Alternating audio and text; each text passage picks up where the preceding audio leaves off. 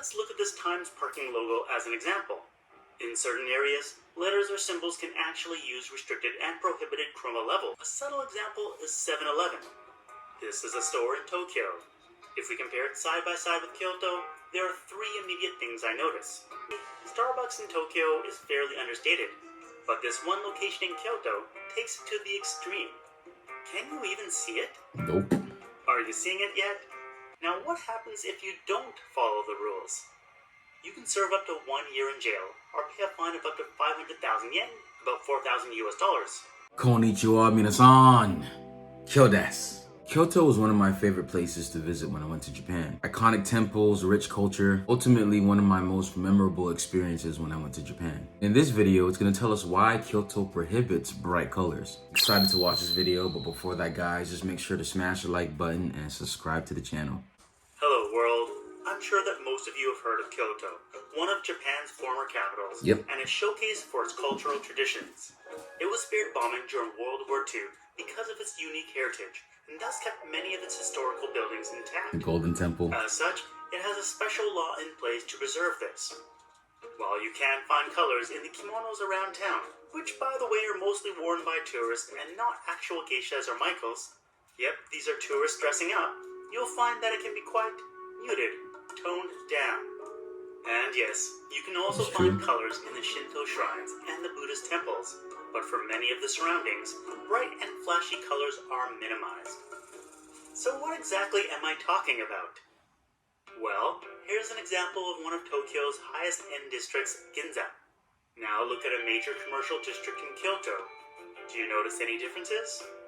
How about Ryokucho, an alleyway in Tokyo's Golden Guide? Here's Pontocho in Kyoto, although the footage I have is from daytime, but thanks to a kind viewer, here's the night version. Next, let's look at Asakusa in Tokyo. This is the path leading up to the famous Sensoji Temple. And over here is Sannenzaka in Kyoto, the path leading up to the Very famous muted. Yomizudera Temple. The landscape law that was enacted in Kyoto in 2007 transformed its outdoor advertising. You can really tell how the city changed looking at this picture of Gion Matsuri from before and after. いろいろな動きがあったとは思うんですけれども、やっぱり一番は、市民が、この歴史都市を守っていきたいということで、京都は戦災からも逃れておりまして、寺社とか仏閣とか、綺麗な街並みが残っておりますので、それをぜひとも、残していきたいと、こういうことがきっかけになって、行政はそれのお手伝いをしていくと、こういうようなことだったかなと思います。This is how the city officially puts it. In recent years, due to changes in Japan's social and economic circumstances, Kyoto's unique landscape is being lost, with the disappearance of valuable scenic resources such as machiya houses and views of the three mountains, which have nurtured traditional lifestyles and culture. So the 2007 landscape law not only contains regulations regarding building height, architectural design, and sightlines, but also contains stricter rules around outdoor advertisements. で、規制の内容についてはですね、京都市全体を、地域の特徴ごとに21地区に分かりまして、それぞれにですね、大きさ、色、高さの規制をですね、地域ごとに行っていると、こういうことでございます。So each of the 21 areas have their own specific regulations. However, as a general rule, located in the city center are the main business and commercial districts, and these are the least regulated. As such, you'll get taller buildings and bigger signs. Right. As you move away from the city center and towards the three mountain ranges, the regulations get stricter. The goal is to have outdoor advertisements harmonize with the townscape and architecture, which also includes UNESCO World Heritage Sites. 世界遺産とか、いわゆるそういう、地域の周辺部は歴史的地域ということで特に厳しい。What I Trying didn't to quite keep realize the before making history this still video intact. is how many types of outdoor signs Japan has. Attached to buildings, you have the rooftop signs, which are all over the place in Tokyo, but are prohibited in Kyoto. Really? There are flat-mounted signs, curtains, and overhanging signs. But something I think always reminds me of Tokyo are sleek signboards that protrude from the wall. Right. Not attached to the buildings are single and multi-pillar ads. There are advertising towers and advertising stands. Banners are something I see a lot of in Japan. Each of these types of outdoor advertisements are regulated in Kyoto. You can't just stick them on or in front of a building without approval. There are examples of signs in Tokyo that would be illegal in Kyoto. So again, rooftop signs are totally prohibited. This is in order to form a good skyline. Flashing lights and moving lights are also a no-go. Signs are to be set at the bottom two-thirds of a building or by regional standards, whichever is lower. And signs protruding beyond road thresholds are prohibited in some areas in order to open up the sky above roads. Signs overlapping window openings and walls detract from building design and are prohibited. Each area has limits on the size of signs, but I find it's the rule about colors that can be used that makes Kyoto visually quite unique. The simple way to explain it is that colorful colors are no good. Technically speaking, Kyoto uses the Munsell color system to designate which chroma levels for which hues are acceptable. Generally, lower chroma levels on the left are acceptable, while higher levels on the right fall into the regulated or prohibited range. Of course, it depends on which of the 21 areas you live in. Some are more lenient, while others are stricter.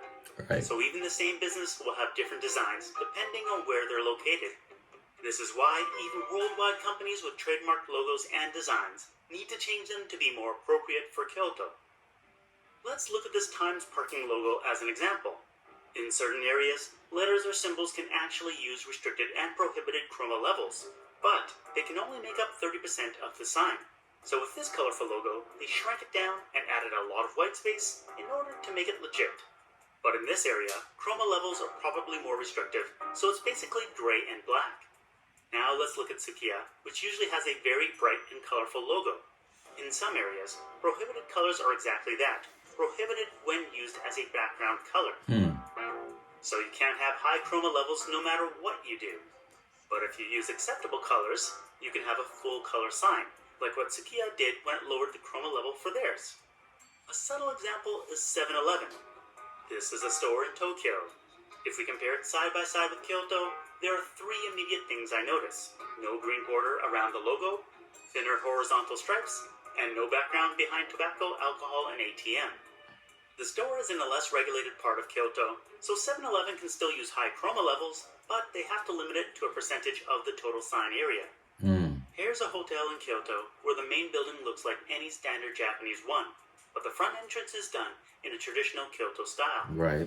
And the Matsuya food chain's logo is rather subdued if you compare it to the bold yellow Tokyo version. Right. The drugstore chain Matsumoto Kiyoshi undergoes a similar decoloration. If you ask me, Starbucks in Tokyo is fairly understated, but this one location in Kyoto takes it to the extreme. Can you even see it? Nope. Are you seeing it yet? There's the tiny little Starbucks plaque. Wow. In better light, you can see the logo on the wood, and with the zoomed-in shot at the right angle, it's obvious. It's barely noticeable. Anyone can easily pass by without noticing there's a Starbucks here, like we're doing right now. Vending machines also get toned-down colors, as do post office boxes. Sometimes it's like an advanced game of Where's Waldo. I thought it'd be interesting to take a look at a special area of Kyoto called Pontocho. It's an alleyway that spans several blocks, and I think it's the smallest area in Kyoto to have its own rules, which you can read all about in their 52-page guide. From these Google Street View photos, you can see how the landscape changed between 2009 and 2022. Did you notice any of the changes? The signboard disappeared, the street name arch and lanterns went away. Protruding business signs were scaled back, the pavement was redone, and is now much cleaner without all the overhead wires. One rule for this area is that lights in principle have to be 3000 Kelvin or lower, which is quite orange. I think the changes look great, but I can only imagine how hard it would be to follow all the rules. 規制投資はですね、どうして出せないのかと他の町では出されるのにというようなこともありました。これが少しずつですね、意識が変わっていって、地域に合わせた、看板を出すということでお客さんが来たりとかですね、そのブランドイメージ、企業イメージが良くなるということに気がついてくるとですね、そういうなんていうんですかね、苦情というよりは積極的に京都仕様みたいなものを作ってですね、もう京都ではこういう看板が標準というのを作られている部分もありますし。To celebrate those that follow the rules, there are carrots on offer.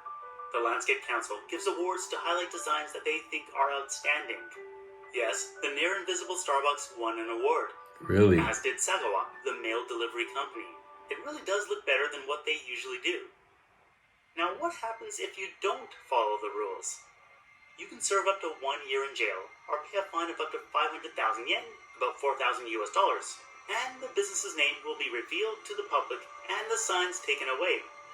One such business which was found to break the law was this love hotel with their big kitties, which didn't conform to the regulations and had to go. I thought the kitties were cute, so I suppose what's good taste or not is always subjective. And that's why there is another special part of these rules. You can apply for special permission to break them.